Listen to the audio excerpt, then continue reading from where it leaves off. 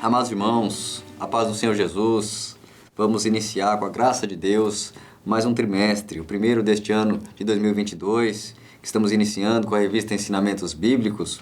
O tema é Quem é Deus?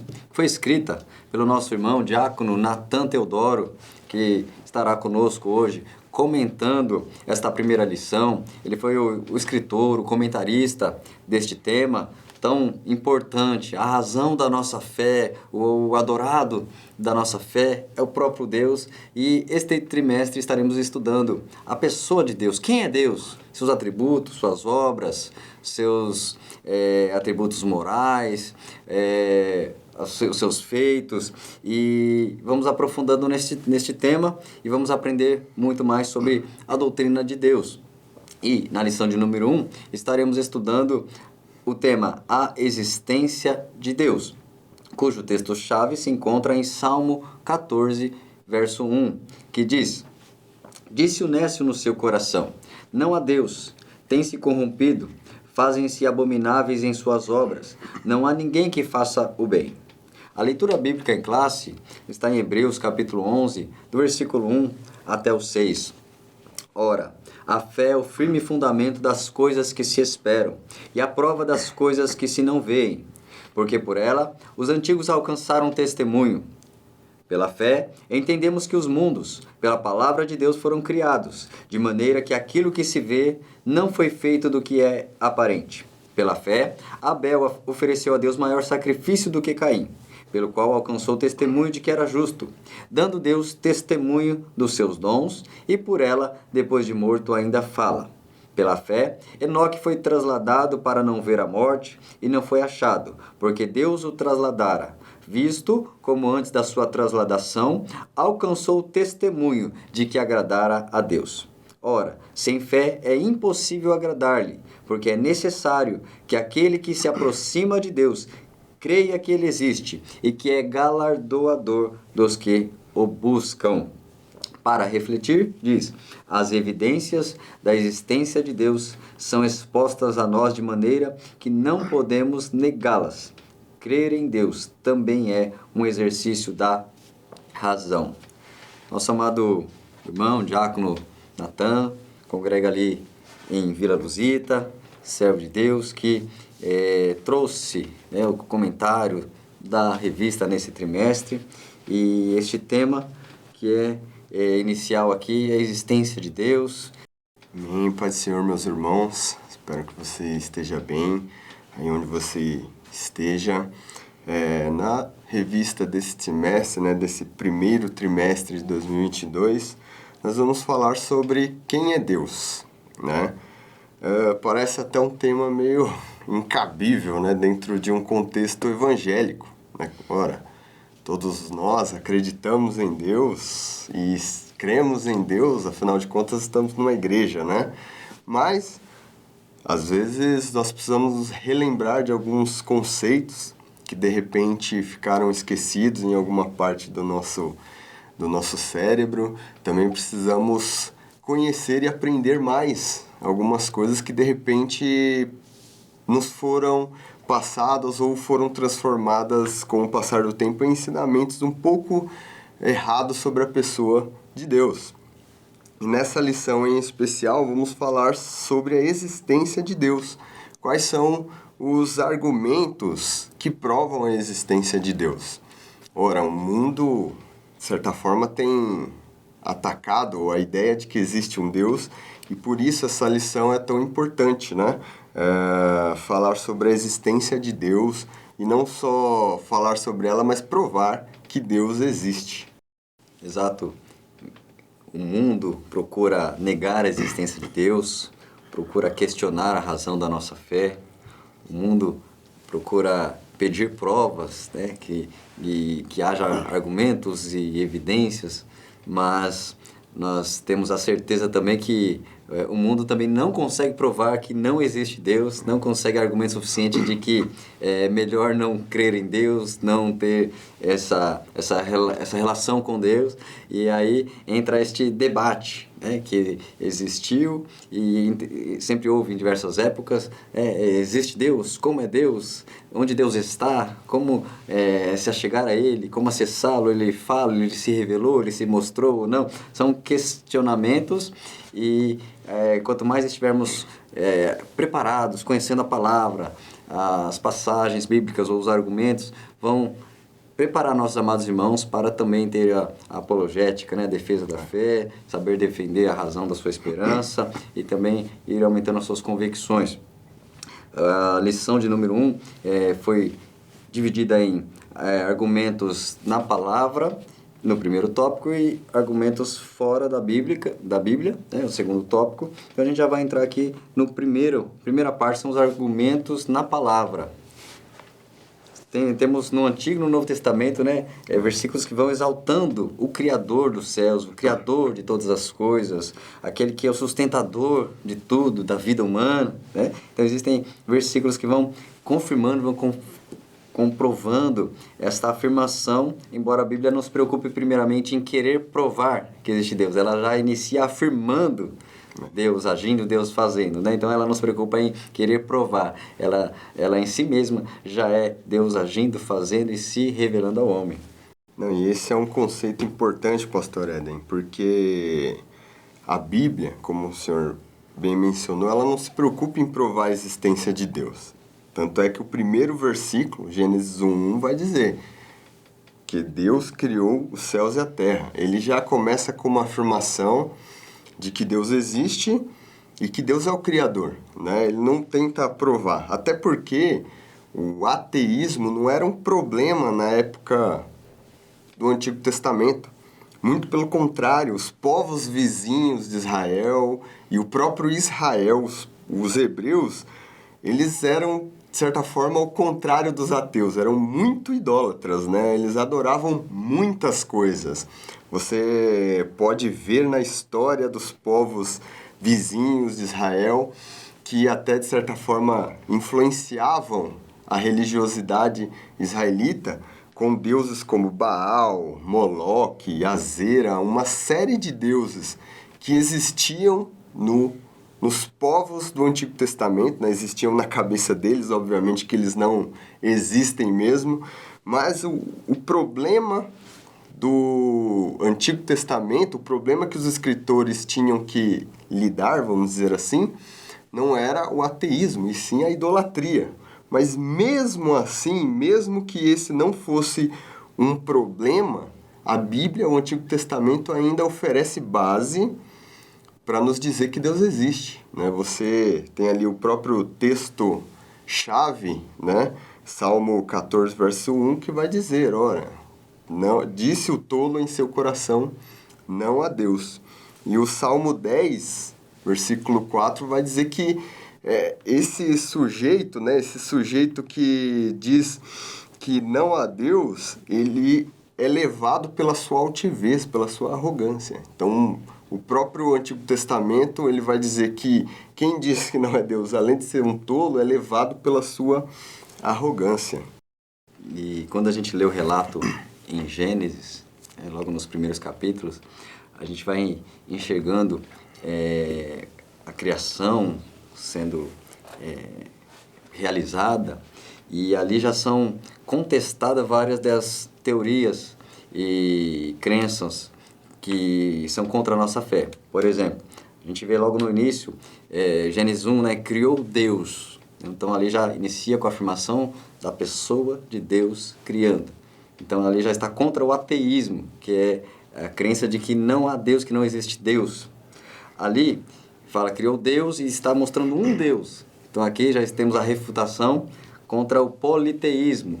Há um só Deus, né? Não há vários deuses, não há um conjunto, não uma história de mitologia onde há um monte de coisa acontecendo entre deuses e aí de repente aparece o mundo.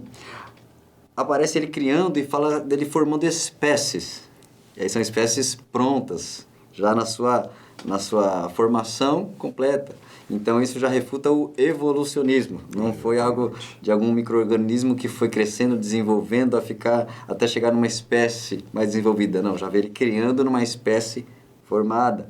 A gente vê ali ele criando tudo com uma ordem, uma sequência, uma razão, prepara um ambiente para depois dali surgirem os seres que estarão naquele ambiente, refutando o fatalismo. O fatalismo é aquela visão de que tudo foi feito e aí surgiu por um acaso, nada de propósito. De repente acontece ali, explode ali, aquela explosão, e de repente fica tudo tão perfeito por acaso, né? Tem um fatalismo, né? E também quando Deus vai criando o homem e vai falando com o homem, se relacionando com o homem, já vai refutando também o agnosticismo, que é a crença de que não é possível conhecer a Deus, se achegar a Deus, se relacionar com Deus. Então, logo em Gênesis, a gente vê um conjunto de narrativa e de evidência que vai confrontando e refutando vários desses pensamentos. Um deles também é o panteísmo. O panteísmo, Deus está em tudo, tudo é Deus, Deus é tudo, Deus está no meio de todas as coisas criadas, ali Deus está em tudo. É o panteísmo. Também ali você vê o Criador criando, está ali tudo subjugado a Ele, até o ser que Ele criou para cuidar, né? E também o materialismo, que é aquele que não crê também em Deus e que a matéria sempre existiu, ela se modifica, se muda, se transforma, mas se formou de uma matéria pré-existente que estava lá. Então, quando fala que criou os céus e a terra, então não tinha nada. Então, no início, Gênesis, no princípio, está refutando também esse materialismo. Ou seja, então são várias ideias e crenças que Gênesis 1 já vai refutando e já descartando. Nós, abraçando Gênesis já temos o entendimento e revelação de muita coisa sobre a criação e o Criador. Não, com certeza, pastor Aninha. Esse texto de Gênesis 1, ele nos dá já várias informações sobre a primeira pessoa da Trindade. A gente consegue, como o senhor bem falou, várias noções sobre quem é Deus já são, de certa forma, todas descartadas já no primeiro capítulo da Bíblia, né? Nós vemos que Deus, além de ser único, além de ser Criador, todo-poderoso, soberano, criou tudo com um propósito. Então, logo no primeiro capítulo de Gênesis, a maioria das dúvidas acerca da primeira pessoa da Trindade já são, de certa forma, estabelecidos todos os pontos dela. Basicamente, quase todos os pontos, né?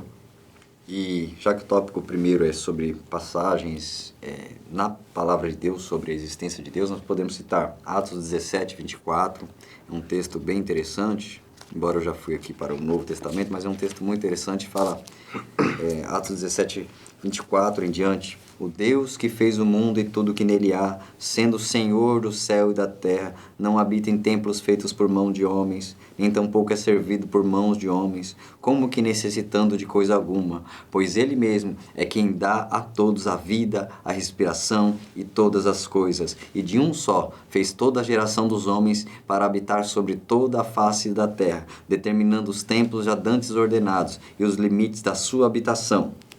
Então, 24 a 26 de Atos 17, é um texto que já fala desse Criador, desse sustentador de todas as coisas.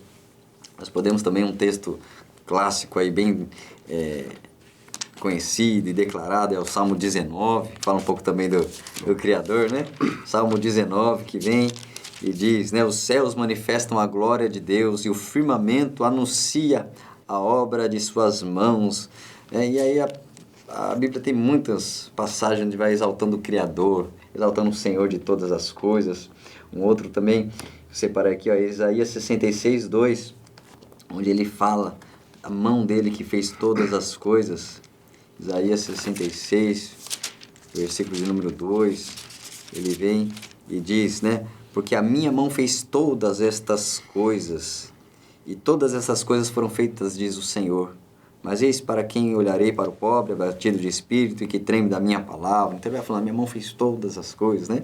Lógico que é uma forma figurada, né, de atribuir uma forma humana para algo da característica de Deus, né? Uma forma de linguagem. E nós vemos outros, né? Provérbios 3:9, onde fala, ele com sabedoria fundou a terra e os céus com inteligência, né? Então vai falando um pouco desse arquiteto perfeito, sábio, eterno, planejando e criando e colocando em prática tudo que nós conhecemos hoje um pouco, né? Nós podemos ver a beleza da criação, a grandeza da criação e enxergar que é uma maneira de ter indícios da grandeza do Criador. E também temos alguns textos que eu acho que é muito importante, especialmente ali Deuteronômio 6:4, né?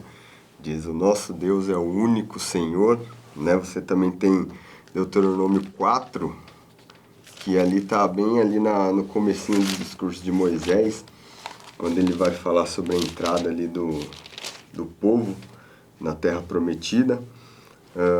Deuteronômio 4:35, que diz, a ti te foi mostrado para que soubesses que o Senhor é Deus, nenhum há senão Ele, né?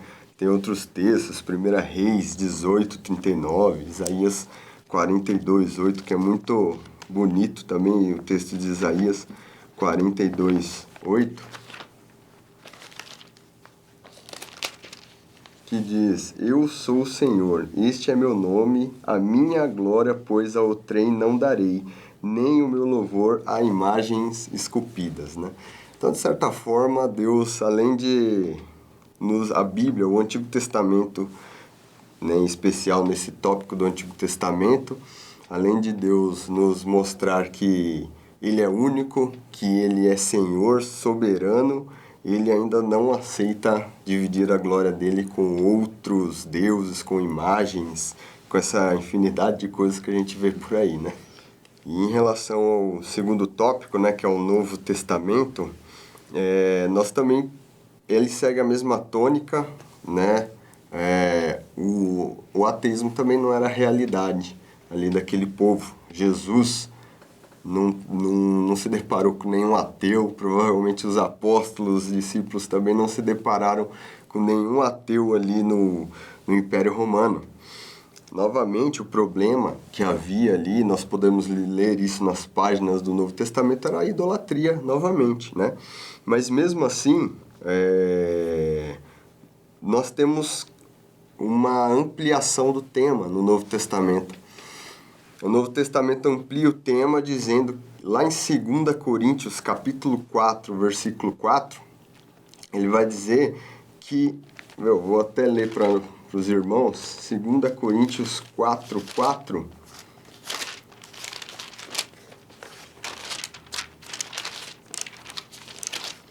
vai dizer o seguinte, nos quais o Deus deste século cegou os entendimentos dos incrédulos, para que lhes não resplandeça a luz do Evangelho da glória de Cristo, a qual é a imagem de Deus. Então, o Novo Testamento, além dele já continuar na mesma linha do Antigo Testamento, dizendo que Deus é único, que Deus é o Senhor, soberano, e, claro, enfrentando o principal problema, que era a idolatria, ele amplia nossa visão, dizendo que, em relação aos incrédulos, o problema deles é uma ação diabólica que está por trás, vamos dizer assim. Essa ideia geral aí que nós temos no mundo, que o apóstolo Paulo chama aqui do Deus deste século, não é verdade? E também, né, o famoso texto ali de Hebreus 11, versículo 6, que sem fé é impossível agradar a Deus, é preciso que aquele que se aproxima de Deus creia que Ele existe, né? Então, você tem no Novo Testamento uma complementação da ideia que o Antigo Testamento nos dá. Que Deus é o único Senhor de todas as coisas, mas ele acrescenta alguns pontos, que a fé é o que agrada a Deus e que a incredulidade, ela de certa forma é uma ação diabólica no mundo que atinge muitas pessoas. Verdade, Natan. Interessante que essa ação do maligno em cegar o entendimento, para que as pessoas não entendam, não compreendam o Evangelho, não enxerguem Deus através de Cristo e não sejam salvos, porque o intuito do maligno é que estejam perdidas estas vidas, estas almas. Então, o inimigo, o mundo, vai sempre combater essa crença de que Deus existe, principalmente pelas intenções por detrás. Aqueles que querem ter uma vida imoral, sem compromisso, sem ser questionado, sem ter limites. Porque colocar Deus numa sociedade é ter um limite moral, limite ético, limite do que é certo e o que é errado, né? E uma obediência, uma submissão a alguém superior. E aí interessa para essa sociedade, para esse mundo também, tirar Deus e deixar tudo por si só, né? E aí a não submissão a ninguém superior vai abrir aí o espaço para o caos, para a desordem, para fazer o que quer, a tudo ser relativo, a fazer o que acha conveniente, e aí vai tirando Deus do trono e colocando o eu no trono, vai colocando a carne no trono, vai colocando tudo no lugar de Deus, no vazio que fica, querendo afirmar e multiplicar a ideia de que não existe Deus. É sempre esse debate, né? Aquele que crê, ele entra na sociedade, ele entra numa universidade, ele vai ser questionado, vai ser confrontado, vai ser colocado na parede, para realmente se explicar como, assim, acreditar num Deus, em alguém que cria de repente assim, então é questionado. Sendo que também nós poderíamos inverter e dizer que também é mais difícil crer que uma coisa do nada fica tão perfeita, é mais difícil crer que uma coisa, uma explosão, tudo se encaixa tão perfeitamente, como de repente eu ter um monte de letras e jogo tudo para cima e elas vão cair exatamente formando um texto, um livro, e tudo fica tão harmonioso por acaso, né? Eu pegar um monte de componentes eletrônicos e placas e jogar tudo e de repente sai lá um aparelho de alta geração e aquilo de repente se encaixou. Então é mais difícil crer num acaso, né, do que crer num ser inteligente, né? Inclusive uma vertente muito interessante é o criacionismo, aquele que busca estudar cientificamente todos os mecanismos da criação e os organismos, os seres, e vai se aprofundando no conhecimento ao ponto de entender que quanto mais complexo, mais profundo, mais perfeito, mais inteligente é aquele que projetou tudo isso.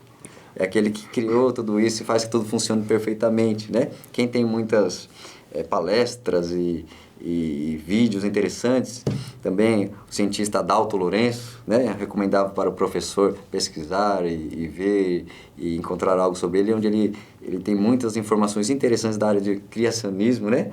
Onde ele vai, aqueles que são dessa vertente científica, quanto mais estuda, quanto mais conhece, mais a gente se alegra na grandeza e inteligência do Criador.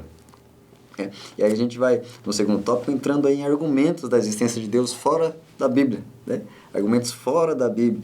Tem maneiras de se compreender, entender e deduzir que Deus existe, também usando outros argumentos. Exatamente, pastor. O primeiro argumento, que é o que a gente poderia chamar de cosmológico ou criacional, digamos assim, é o argumento da natureza. Na verdade, nós hoje, como o pastor estava bem comentando, os ateus, eles não creem na Bíblia. Então, quando você se depara com um ateu, é bem difícil você usar a Bíblia para provar, porque ele não acredita na Bíblia. E existe um certo ataque sistemático contra a confiabilidade da Bíblia, dizendo que, ora, quem acredita na Bíblia são pessoas ignorantes, são pessoas de baixo nível intelectual. No entanto, se a gente olhar para a construção da Bíblia, ele é, cientificamente falando, o livro mais confiável do mundo. É o livro mais confiável do mundo. E quando alguém fala que geralmente a gente vê isso em ateu de internet, essas coisas estão no YouTube, né? Que a Bíblia foi adulterada, que não sei o quê, tiraram parte da Bíblia e não sei o quê. Isso, na verdade, é coisa de quem não conhece a ciência que está por trás disso, que é chamada de crítica textual e crítica literária. Tanto é que existe um autor ateu que critica a Bíblia chamado Bart Ehrman, que ele vai dizer que a nossa Bíblia não tem confiabilidade porque ela é a cópia da cópia da cópia, né? Enfim, realmente Nós não temos os originais em mão, aqueles original, vamos dizer, que o Paulo escreveu, que João escreveu. Não temos, nós temos cópia. Mas, cientificamente, nós podemos crer na confiabilidade da Bíblia. Por quê? Alguns dados aqui que eu levantei, pastor Éden, é que talvez sejam importantes para os irmãos. A Bíblia, especialmente o Novo Testamento, é o texto antigo mais copiado do mundo. Ele é o que tem mais cópias antigas, aqueles papiros que o pessoal de vez em quando acha. E ele tem mais, só em grego, tem mais de 6.000 cópias, só em grego, fora latim, copta, outras línguas antigas. E isso, para quem talvez não esteja familiarizado com essa área, é muito. O segundo lugar, que é a Ilíada de Homero, tem 1.200 cópias. E a Bíblia tem mais de 6.000, só em grego. E a cópia mais antiga que a gente tem não chega a 100 anos de diferença do original. Talvez você pode estar perguntando, nossa, mas é muita coisa. Mas as outras cópias de Platão, Aristóteles e outros, cópias antigas, tem no mínimo 700 anos de distância do original. Ou seja, quando nós olhamos para a Bíblia, você tem que imaginar assim, quanto mais cópias se faz, antigamente o pessoal copiava tudo à mão, não existia Xerox, impressora. Várias pessoas, a gente já sabe, né, ou espero que os irmãos saibam, que a Bíblia tem mais de 40 autores diferentes em toda a sua Antigo e Novo Testamento. E existem mais copiadores ainda. Aqueles escribas ou escritores, pessoas que sabiam escrever, que copiavam as cópias da Bíblia. E a probabilidade, se você for pensar em pessoas copiando a Bíblia na mão, a probabilidade dela errar era muito grande, porque era muita cópia. Mas, incrivelmente, a Bíblia, todas as cópias têm uma semelhança gigantesca que ninguém consegue explicar. Tanto é que o próprio Bart Ehrman, que eu citei aqui, que é um ateu e que critica a Bíblia, ele vai dizer que o texto da Bíblia é o mais confiável do mundo e as doutrinas cristãs não são nem um pouco afetadas por questões textuais, de alguma crítica textual. O próprio ateu, quando ele estuda de verdade aquilo, ele percebe que realmente a Bíblia tem uma quantidade de cópias e uma qualidade de cópias que nenhum outro escrito tem. Nenhum outro escrito antigo e muitos escritos novos não tem. Por exemplo, e nisso, pastor Éden, a gente também vê um pouco da má vontade, principalmente de alguns cientistas com a Bíblia. Por exemplo, quando você vai para a faculdade, você estuda filosofia aristotélica, você estuda Platão, você estuda Shakespeare, mas você não pode estudar a Bíblia porque não, a Bíblia não pode porque ela não é confiável. Só que cientificamente, a Bíblia é muito mais confiável do que os escritos de Aristóteles, por exemplo, muito mais confiável do que os escritos de Shakespeare, que é alguém aqui pertinho de nós. A Bíblia já foi, o Novo Testamento especialmente, já foi escrito há quase 2.000 anos. Shakespeare foi agora há pouco, digamos assim. Então, a gente entende que há uma má vontade com a Bíblia, mas eu quero que os irmãos entendam que cientificamente nós podemos afirmar com toda certeza que a Bíblia é o livro mais confiável do mundo. Além desse comentário sobre a confiabilidade dos escritos, uma coisa bem interessante, né, é a arqueologia. A arqueologia, a cada momento, vai encontrando e descobrindo objetos e características da sociedade e muitas coisas que vão surgindo e cada vez vai confirmando as narrativas históricas da palavra de Deus, né? Não que a gente precisa desse encontrado, desse achado para crer, nós cremos, né? Nós cremos pela fé, cremos em Deus, abraçamos a fé, então aí nós cremos e aí a gente vai depois para a palavra para compreender. Mas é interessante para a sociedade, para o mundo enxergar que quando ela coloca a Bíblia em observação e resistência e rejeita, cada vez que se encontra algo, até a datação com exames químicos ali da substância da matéria, vai confirmando datas muitíssimo aproximadas da narrativa bíblica. Então, cada vez que se encontra algo, se confirma.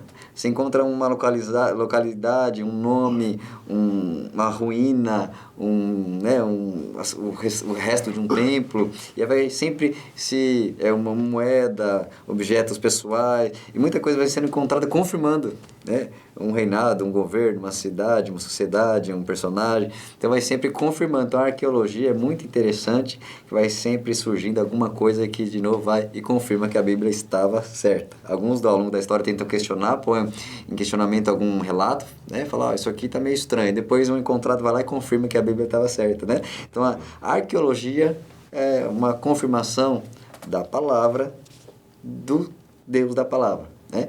E quanto mais outras áreas da ciência, biologia, física e tudo que você vai estudando e vai aprofundando, nunca vem contra a nossa fé, como alguns pensar, quanto mais estudar, quanto mais aprofundar na ciência, menos vai ficar, né, nessa questão de religião, não é um suposto misticismo. Pelo contrário, aquele que crê em Deus, sabe a perfeição e a grandeza do nosso Deus, quanto mais ele estudar, quanto mais ele descobrir, mais ele vai ver como é perfeito, como é tudo tão excelente que Deus criou, né? Então, as demais ciências vão confirmando, vão nos alegrando mais ainda sobre o nosso Deus, né? Então, o argumento cosmológico fala da uma causa inicial que criou todas as coisas, né? Então, quando vai entrar no cosmológico, a primeira causa que gera todas as outras coisas. Uma causa inicial, que teria que ter alguém eterno, autoexistente, antes de criar tudo. Então, se tudo existe, é porque alguém criou, alguém gerou. Então, o argumento cosmológico é o cosmos. Tudo que existe veio a partir de uma origem, um criador inicial, né? Então, esse é o argumento cosmológico. Como também o teleológico, que vem da palavra telos, que é projeto, é o argumento de que, olha, existe tudo isso, mas houve um grande projetista. Alguém fez com intenção cada coisa, fez com um objetivo, com uma finalidade cada coisa, né? E cada elemento criado tem um porquê, que se encaixa dentro de um grande projeto, né? Então esse é o argumento teleológico, né? De um grande projetista, né? Que está ali bem alinhado com o criacionismo. Sim, pastor Éden, esse argumento cosmológico, ele é importante. Talvez a primeira pessoa que levantou ele fosse Tomás de Aquino, ali já na Idade Média, que ele vai dizer que a própria existência do universo comprova Deus. Se nós pararmos para pensar, é exatamente isso, porque a teoria mais aceita aí no mundo científico sobre o surgimento do universo é a chamada teoria do Big Bang, né? Onde você tinha uma massa que de repente explodiu e, como o pastor estava falando, de repente, por acaso, surgiu tudo aí que a gente conhece com o passar dos milênios, vamos dizer assim. Só que o próprio Big Bang, tecnicamente, ele não pode ter sido o início do universo. Por quê? Tecnicamente, em todo lugar do universo, você tem pelo menos 3 elementos. Pelo menos. Em qualquer lugar do universo que você for. Você tem matéria, tempo e espaço. Em qualquer lugar. Seja... Claro, ela vai estar de forma diferente dependendo do lugar, do espaço que você estiver. Mas, independente de qualquer coisa, você tem esses 3 elementos. No Big Bang, esses 3 elementos já existiam, ou seja, a massa que explodiu era matéria, onde que ela estava? Num espaço e, de repente, ela explodiu, de uma hora para outra ela explodiu. Então, tecnicamente, a teoria do Big Bang ela é um erro, porque ela diz que o universo já existia no início do universo. Então, você pode fazer o pensamento de retroceder, da onde veio essa massa? Mas aonde que ela estava? E que momento, de uma hora para outra, ela explodiu? Por que ela explodiu? Percebe? Então, se nós formos pensar tecnicamente, o surgimento do universo ele é algo fisicamente impossível. E o universo só poderia existir por alguém que fosse imaterial, porque criou a matéria, então ele não pode ser feito de matéria. Alguém que não ocupa espaços, porque não existia espaço físico. E alguém que é atemporal, porque ele criou o tempo também. Se você pegar essas três características, quem que se adequa nessas três características perfeitamente? Deus. Tanto é que o pastor Eden estava falando, quanto mais a ciência avança, mais ela vai voltando para a ideia de Deus, e é mais ou menos isso que a gente vê hoje em dia. Muitos cientistas que eram ateus estão voltando à ideia de que, não, o universo ele só pode ter sido criado, porque é impossível que o que a gente vê hoje tenha surgido do nada, porque é impossível do nada você fazer alguma coisa, percebe? Então, a própria teoria do Big Bang, ela fisicamente, ela é uma teoria impossível de ter acontecido. Temos também argumento moral. Existe também a argumentação sobre a consciência do ser humano. Quem colocou isso? Né? Se temos aí os demais seres, animais que têm basicamente instintos, e o ser humano tem um senso diferente, um senso de moral, um senso do que é certo e do que é errado. Então a gente vai entrando nesse argumento moral também. De onde veio isso? Como compreendo que uma coisa é má, que uma coisa não deve ser feita, que uma coisa realmente é um crime e isso não é correto diante do restante da sociedade? De onde veio isso, né? Então, pensar no ser humano também faz pensar em como surgiu isso, quem criou isso, quem criou este ser que pensa. Então, tem que ser alguém que é mais inteligente do que ele. Se esse ser tem um pouco de moral, embora a degeneração faz isso e piorando, né? Mas se ele tem um certo nível de moral, alguém com uma elevada moral criou ele.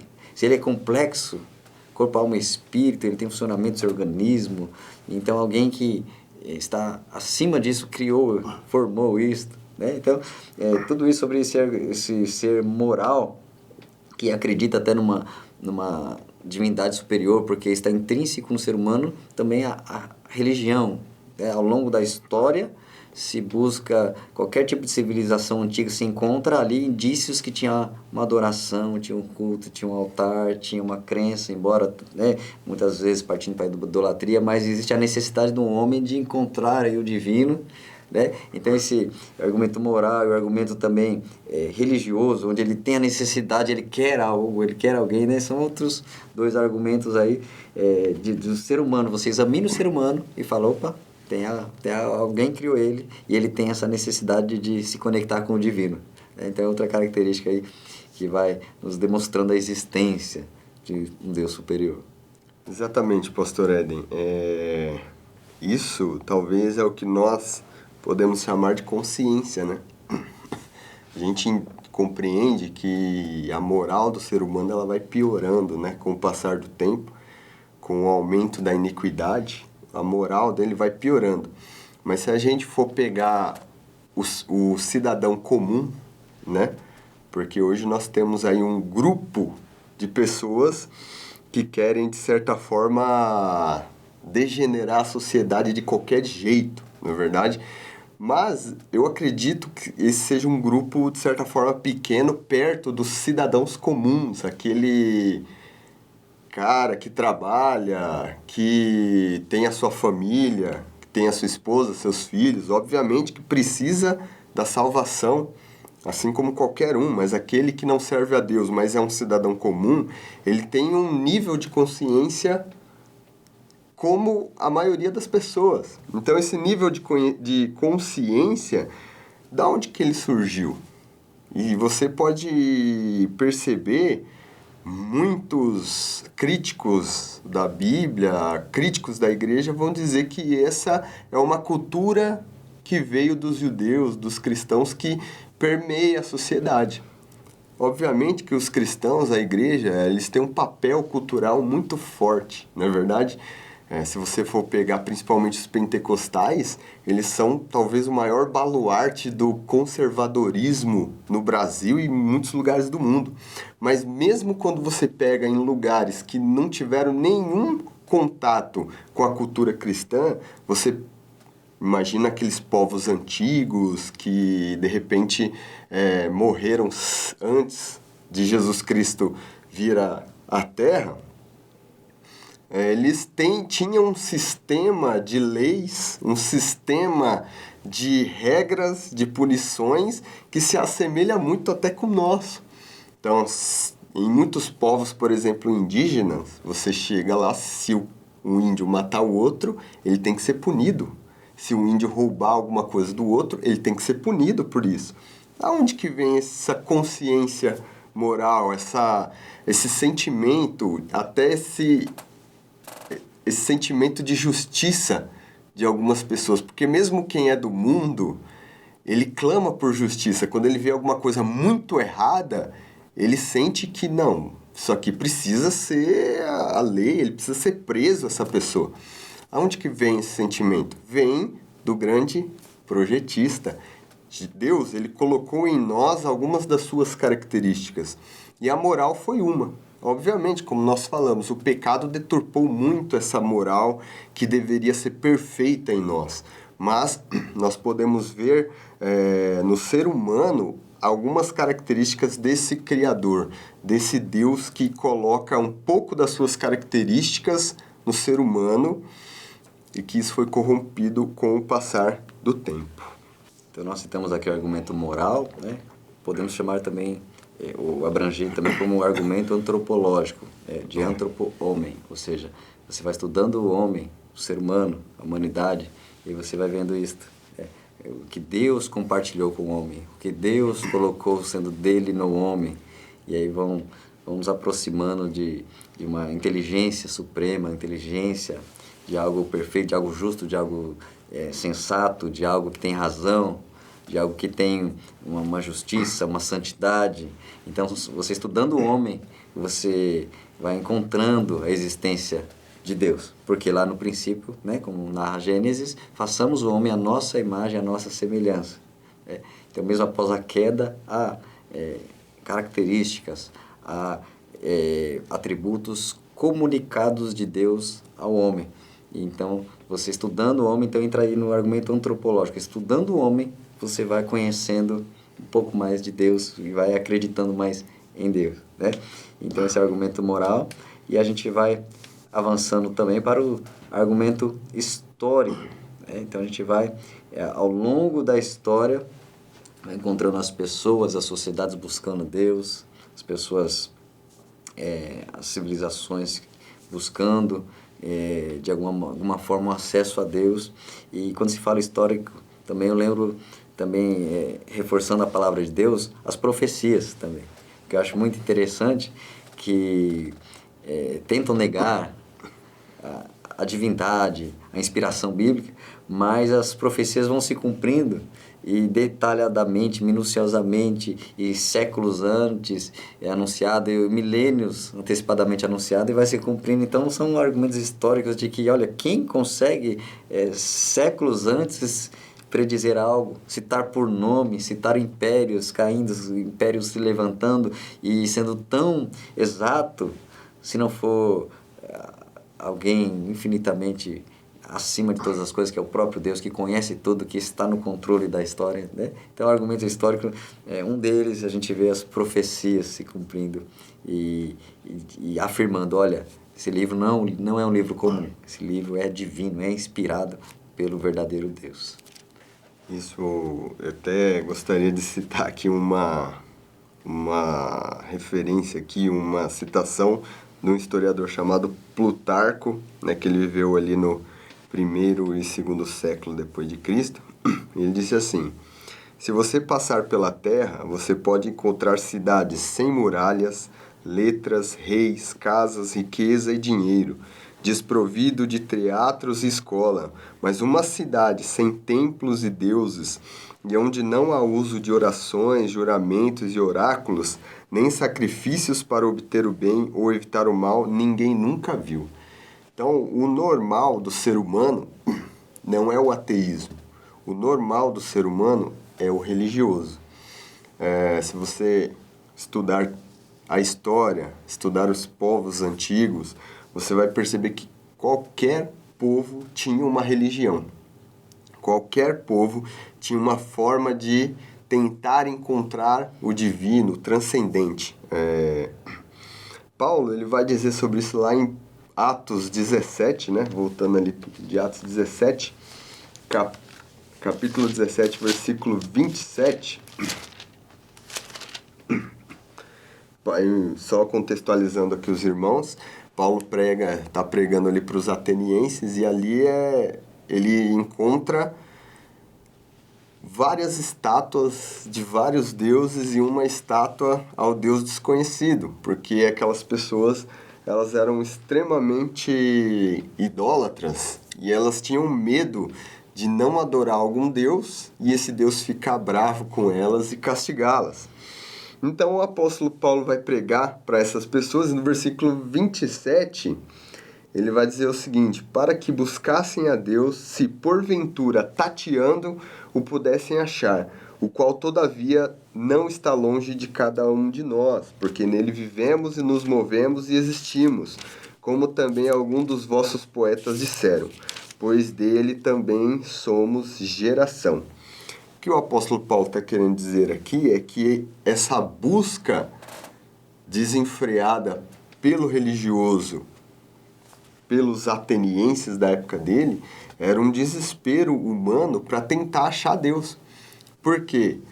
Nós somos pessoas que fomos projetadas, né, novamente voltando ali à criação de Deus, com um vazio dentro de nós que só pode ser preenchido pelo Deus verdadeiro. Não somente por qualquer Deus, mas pelo Deus verdadeiro. E os povos antigos, eles descobriram isso, eles sabiam disso. Obviamente que muitos deles não conseguiram chegar ao Deus verdadeiro, mas não deixaram de buscar, de certa forma, né? Então nós entendemos que, historicamente, o ser humano ele sempre buscou uma religião, sempre buscou um Deus. E da onde que vem isso? Da onde que vem essa busca pelo divino? Literalmente de Deus, porque Deus colocou isso no ser humano. Essa ideia ateísta que nós conhecemos hoje, ela é uma ideia extremamente recente, historicamente falando. Ela surge ali na modernidade, fim do século XVII, início no século XVIII, é que surge essa ideia ateísta, porque até então a religião era algo certo, toda pessoa tinha uma, mas com algumas filosofias, algumas ideias de mundo que surgiram ali no começo da modernidade, começou-se a se pensar numa sociedade sem Deus. O filósofo, talvez alguns conhecem, o Nietzsche, né? Nasceu ali em 1844. Ele tem uma frase de um livro que ele diz que Deus morreu, a morte de Deus. O que ele estava querendo dizer com isso? Que a sociedade, para ele, né? Para ele, a sociedade deveria esquecer Deus como se ele tivesse morrido, porque aí cada um poderia aproveitar a vida da melhor forma possível. E ele dizia que com o avanço da tecnologia, essa era uma ideia muito presente no início do século XVIII, que com o início da tecnologia, o avanço da tecnologia, as sociedades iam ficar cada vez mais ateístas. Tanto é que essa ideia, vamos dizer assim, que surge ali na modernidade e vai se desenvolvendo, vai culminar em outras ideias de mundo, como o socialismo, o comunismo, que queriam, de qualquer forma, extinguir a religião da sociedade. Mas o que a gente vê nos nossos dias é justamente o contrário. A tecnologia, ela não para de avançar. A cada dia nós temos um aparato novo, tecnológico, um equipamento de última geração, melhor do que o de ontem, mas o que a gente vê é um ser humano cada vez mais religioso, cada vez mais buscando a razão da sua existência, porque um mundo onde você pensa que você nasceu aqui e a sua vida não tem propósito nenhum, ela termina aqui, é um mundo completamente depressivo, se você parar para pensar. Não tem nenhum propósito, você nasceu, vai morrer, seu corpo vai ficar apodrecendo aí. Esse é um mundo completamente depressivo, e o ser humano, ele internamente ele sabe que isso é uma mentira, que existe propósito, que existe um algo a mais do que simplesmente nascer e morrer e acabou por aqui. E diante de tudo isso, só é reafirmada a nossa crença e fé na pessoa do Senhor Deus Todo-Poderoso. E diante de todos esses argumentos, por último e não menor, o argumento pessoal que nós temos. Que outro argumento melhor do que dizer do Deus que cada um de nós que serve a Deus, que Deus que eu conheço, Deus que eu sirvo, Deus que eu me relaciono, Deus que me fez nova criatura, as coisas velhas se passaram, tudo se fez novo. O maior argumento que existe é esse. Ainda que alguém não quer crer, não quer abrir os olhos, não quer ser convencido pelos argumentos ou pela criação, como diz também Romanos 1:20, porque as suas coisas invisíveis, desde a criação do mundo, tanto o seu eterno poder como a sua divindade se entendem e claramente se veem pelas coisas que estão criadas, para que eles fiquem inexcusáveis. Ele criou tudo para que não haja justificativa, para que se entenda ele.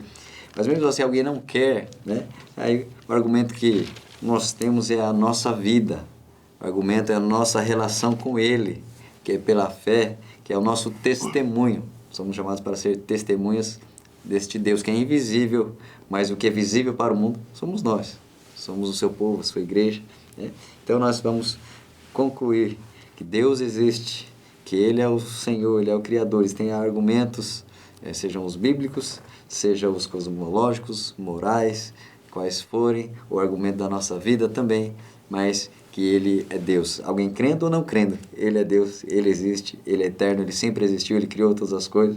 E podemos fechar com esta conclusão, né? De que Deus existe, Deus é maravilhoso, é soberano e está aberto para abrir a revelação para aquele que o receber, o crer, o desejar, e ele vai se revelando mais e mais. Também, então, eu pedi para o professor Natan, né, os comentários finais para a gente partir para finalizar. Queria deixar também uma mensagem de que nós cremos em Deus. Nós vivemos um relacionamento com Deus, temos provas bíblicas diversas, provas fora da Bíblia, muito convincentes, muito inevitáveis, e nós temos que crer em Deus. E vou só deixar aqui para nós 1 Pedro capítulo 3, versículo 15, que diz: antes, santificai em vossos corações a Cristo como Senhor, e estais sempre preparados para responder com mansidão e temor a todo aquele que vos pedir a razão da esperança que há em vós. Então, nós temos que saber que nós cremos em Deus e nós também temos que aprender a provar isso, a dar a razão da nossa esperança, a olhar para a Bíblia e dizer, não, eu creio em Deus porque por causa disso, Deus existe por causa disso. Por isso que é muito importante estudar sobre a existência de Deus. E, claro, viver com Deus com um relacionamento contínuo, né? Que Ele vai nos abençoar constantemente. Amém, queridos? Graças a Deus por tudo que foi compartilhado aqui neste momento, como complemento para você, querido professor, que você tenha uma excelente aula, um excelente trimestre que se inicia, que você acompanhe. Próxima lição de número 2 é sobre a Santíssima Trindade, que a gente continue estudando, conhecendo mais e mais, preparando da melhor maneira a aula para os nossos amados irmãos e nossas congregações. E que Deus continue te abençoando e que nos dê aí mais um trimestre de crescimento no conhecimento e na graça de Deus. E em tudo nós nos aproximarmos desse Deus que existe e que quer ser mais e mais conhecido por nós, do seu povo. Deus continue te abençoando em nome do Senhor Jesus.